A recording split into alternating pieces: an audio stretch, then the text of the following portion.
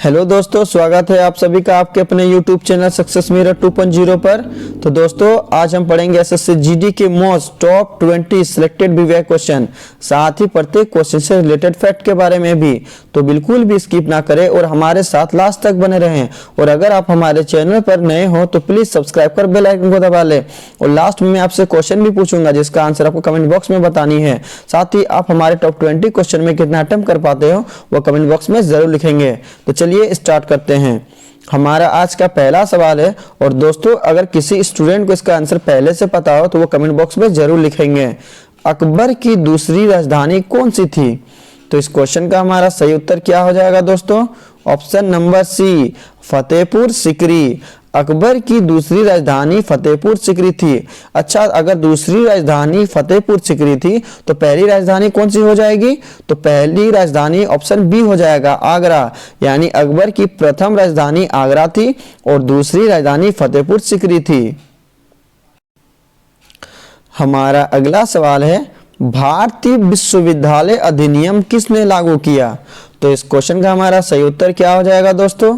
Option number ए, Lord Curzon. भारतीय विश्वविद्यालय अधिनियम लॉर्ड कर्जन ने पारित किया था।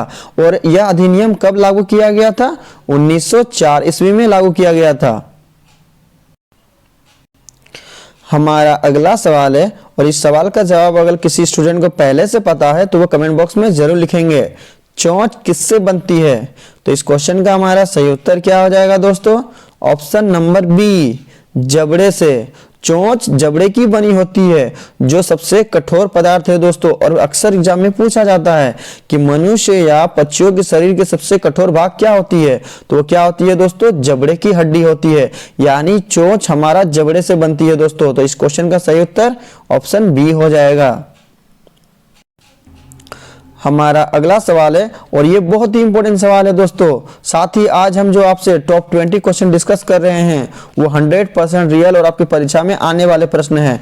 तो सभी प्रश्नों को अच्छे से देखें और उन्हें याद करें दोस्तों। साथ ही लाइक बिल्कुल भी नहीं रुकनी चाहिए दोस्तों। आज का हमारा टारगेट है 10,000 लाइक। और दोस्तों शेयर जरूर कर दिया करेंगे ताकि आपके आसपास के जितने भी दोस्त और रिलेटिव्स एसएससी जीडी की प्रिपरेशन कर रहे हैं वो अच्छे से इसका तैयारी कर पाए दोस्तों। क्योंकि ये सारे के सारे इंपॉर्टेंट प्रश्न है जहां से कई सारे प्रश्न आपके एग्जाम में पूछे जाएंगे दोस्तों। तो चलिए क्वेश्चन की तरफ बढ़ते हैं।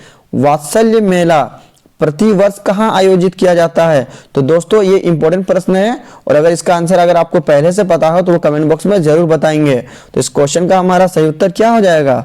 Option number C, Delhi. वात्सल्य मेला प्रति वर्ष दिल्ली में आयोजित किया जाता है।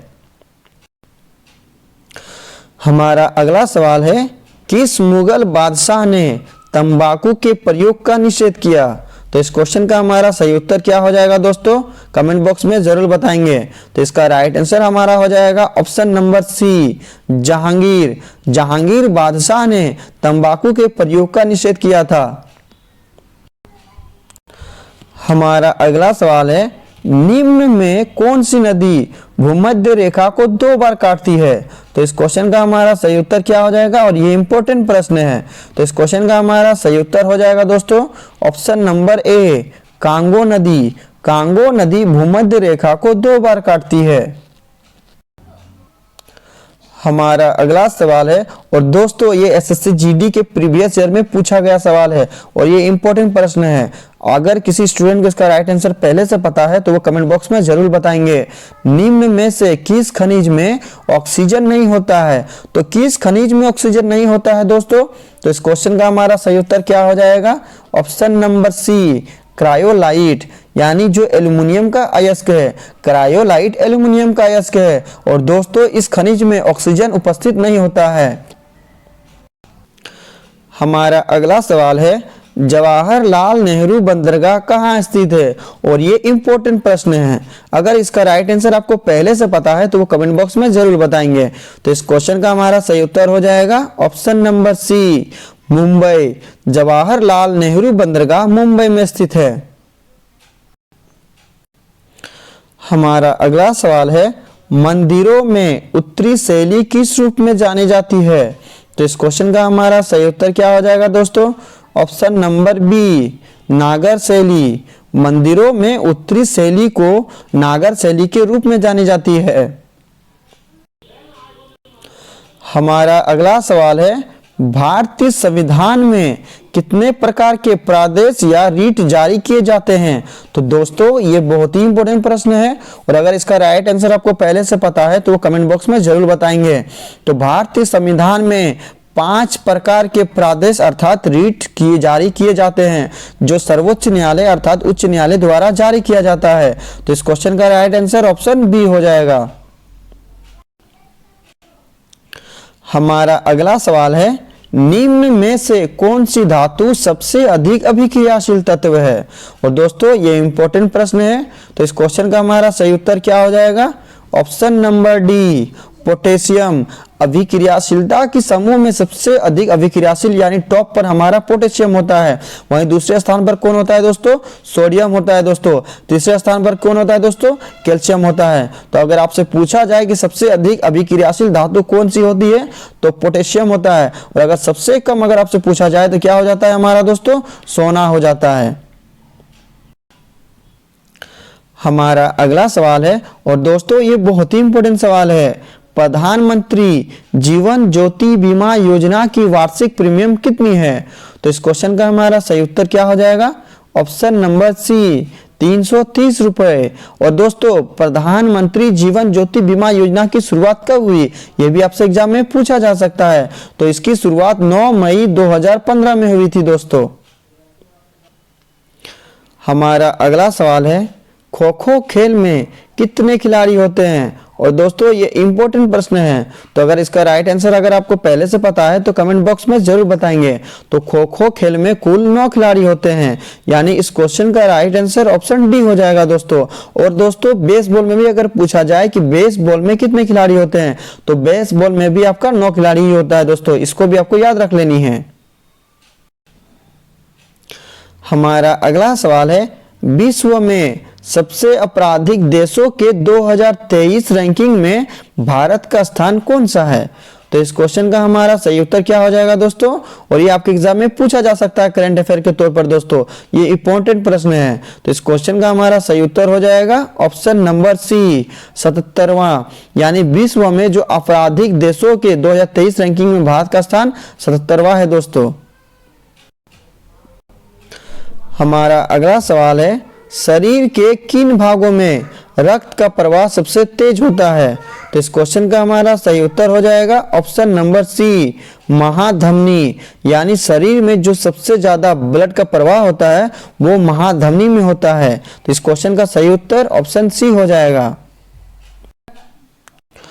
हमारा अगला सवाल है, अंतर्राष्ट्रीय परमाणु एजेंसी का मुख्यालय कहाँ स्थित है? और दोस्तों ये इंपॉर्टेंट प्रश्न है, तो इस क्वेश्चन का हमारा सही उत्तर हो जाएगा ऑप्शन नंबर ए, वियना। अंतर्राष्ट्रीय परमाणु एजेंसी का मुख्यालय वियना में स्थित है। हमारा अगला सवाल है, और दोस्तों ये बहुत ही इंपॉर्टेंट सवाल है, प्रीवियस ईयर जीडी में इसको पूछा गया था।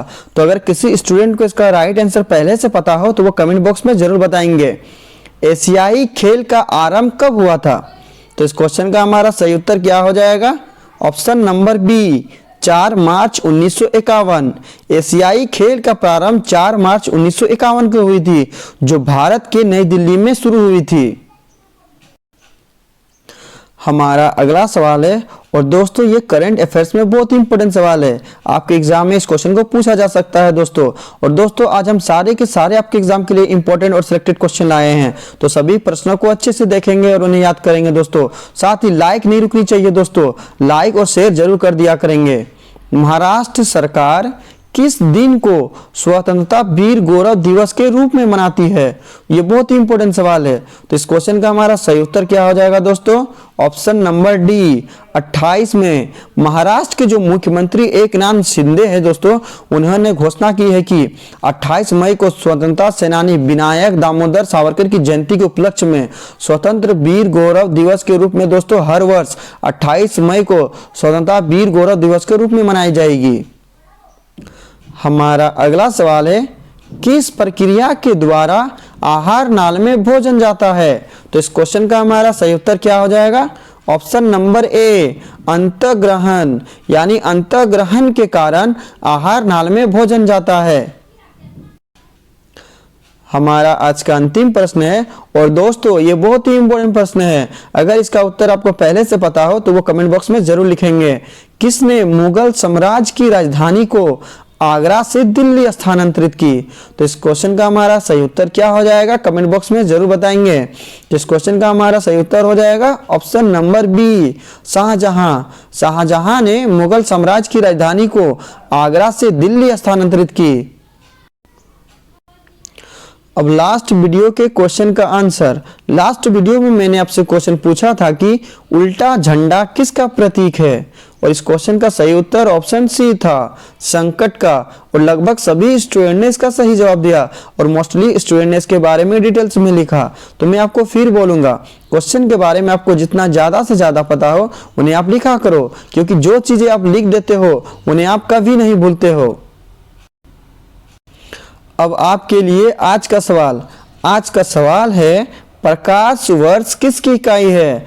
4 ऑप्शन दिया गया है और राइट आंसर आपको कमेंट बॉक्स में बतानी है। साथ ही आप हमारे टॉप 20 क्वेश्चन में कितना अटेम्प्ट कर पाए वो कमेंट बॉक्स में जरूर लिखेंगे। और दोस्तों लाइक और शेयर करना ना भूले दोस्तों। तो चलिए मिलते हैं नेक्स्ट वीडियो में, तब तक के लिए बाय बाय, टेक केयर।